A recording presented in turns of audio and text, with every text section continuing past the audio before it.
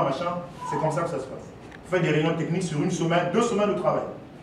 Vous passez des journées entières en train d'élaborer, conclure déjà comment on appelle ça, les matchs amicaux. Pendant que vous êtes en vacances, les joueurs sont en vacances, mais vous travaillez. Vous êtes en train de conclure les matchs amicaux. Quand vous partez en vacances, les joueurs vont en vacances, voilà, soit on envoie par mail parce qu'on a pris un peu de retard, soit avant qu'ils partent en vacances, le champion dit après, puisqu'on garde tous les joueurs 2 ou 3 semaines encore en activité, parce que les vacances peuvent durer 1 mois et demi. Voilà, ils partent en vacances, ils ont le programme des vacances, et quand ils arrivent, ils savent déjà, voilà, après 2 semaines de prépa, on jouera contre telle équipe, ça va être à 18h sur quel terrain, parce qu'il faut aussi, à cette période-là, les stades sont fermés, donc il faut trouver des terrains de repli où vous allez faire les matchs, ainsi de suite. Tout ça, c'est calé à l'avance. On a dit, la planification, choix des objectifs d'entraînement. Là, on parle du groupe.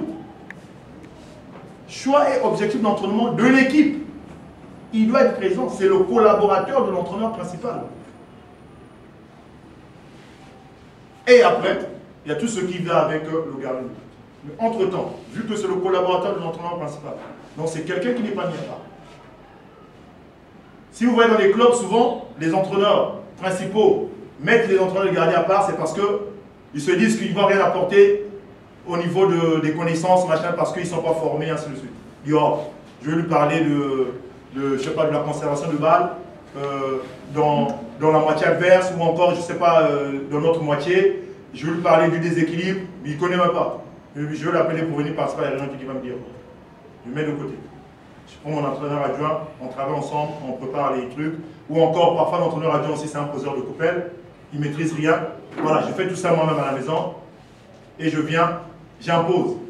Bon, vous allez faire ça, vous allez faire ça. Quand on regarde hier, DTMAP le disait, combien d'entraîneurs de gardien viennent à l'entraînement avec des séances programmées? Ou c'est un bout de papier, un lambeau. Dès qu'on a fini la séance, on s'assoit dans un ganda. C'est avec ça qu'on va relever le numéro de téléphone de la petite qu'on a draguée. Ou encore, on va mettre à la poubelle. Un entraîneur, c'est quelqu'un qui conserve ses séances. Moi qui vous parle, ce n'est pas pour me vanter. J'ai au moins 200 séances que j'ai fait à la manche sur papier et dans une pochette. Et mes séances sont filmées. La plupart de mes séances, 80% de mes séances sont filmées. Ça me permet, quand j'arrive à la maison, de regarder ce que j'ai travaillé. Surtout quand je suis sur le travail tactique, j'essaie de regarder. La collaboration entre le latéral et l'excentré, ça ne va pas trop, tout ça à gauche, tout ça à droite, c'est bien, l'animation est bonne, mais à gauche, ça ne va pas. Je regarde à la maison. Quand je reviens demain, si j'ai envie de retravailler ça, je peux retravailler pour avoir une bonne collaboration. Et je corrige. Donc ça, c'est super important. C'est bon pour la question? La réponse, vous êtes satisfait ou pas? Vous avez répondu, et le moderne et le pratique. Merci beaucoup. Merci. Coach Emile. Oui, c'est sur la question de l'utilisation et la non-utilisation. Vous avez une équipe, là vous avez 2 gardiens, et vous spécialisez un pour le championnat et l'autre pour le cours. Maintenant, sur le plan mental, comment va réagir le deuxième si l'autre fait des boulettes à tout moment? Donc là, on prend l'exemple de la marche. Non, je prends par exemple l'exemple de Paris. Paris avec la trappe et l'italien. Bon, je vous reprends. C'est simple, c'est simple. Non, mais c'est des vraies questions. C'est des vraies questions. Parce que si vous voulez faire carrière, vous devez avoir les bonnes réponses. Ça se passe quand vous avez 2 gardiens de ballon. Un numéro 1, un numéro 1 bis. Vous n'avez pas un deuxième gardien. Vous avez un numéro 1 et un numéro 1 bis. 2 gardiens d'un très bon niveau. Vous vous dites, je ne peux pas privilégier un et sacrifier l'autre. Tous les 2 doivent avoir du temps de jeu. En Europe, par exemple, en France, je prends l'exemple en France, il y a la Coupe de France. Il y a la Coupe de la Ligue. Si vous êtes qualifié pour la Coupe d'Europe, il y a la Coupe d'Europe. 3 compétitions. Donc quand vous regardez tout ça, souvent les équipes comme Paris Saint-Germain et autres, voilà, en Coupe de France, pardon, ils vont faire 6 matchs. En Coupe de la Ligue, ils vont faire 6 matchs.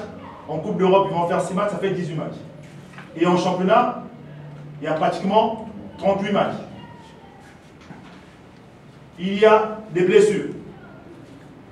Donc, quand vous avez deux gardiens, si l'un fait par exemple 19 matchs sur les différentes coupes, plus quand l'autre sera blessé, il va encore jouer en championnat, vous voyez bien que les deux gardiens, quand on essaie de faire l'équivalence, ils vont pratiquement faire 23-24 matchs chacun sur la saison. Ça veut dire que vous avez deux gardiens, vous allez utiliser les deux gardiens. Ce n'est pas une mauvaise chose.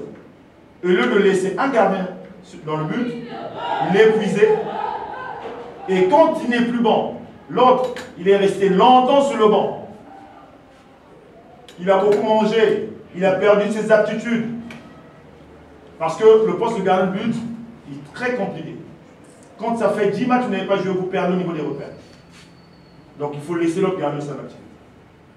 Pour qu'au jour où on a un souci, qu'il soit performant. Parce qu'il sait qu'il est concerné par le projet du club, il est concerné par l'équipe, il est capable à tout moment de rentrer du jeu. Ce n'est pas une mauvaise chose. Moi je pense que c'est même ça qu'il faut faire. Parce que faire 50 matchs toute la saison parce qu'on a un gardien titulaire, c'est très compliqué.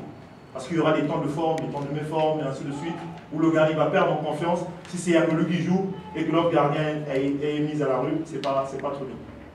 Maintenant, si l'entraîneur il a défini ça en amont, que l'entraîneur principal, c'est lui, le gardien titulaire, le gardien numéro 1, c'est lui qui va faire le championnat, le gardien numéro 1 bis, c'est lui qui va faire la coupe, voilà, c'est comme ça, c'est établi comme ça. Et après, en cours de saison, ça peut basculer à tout moment.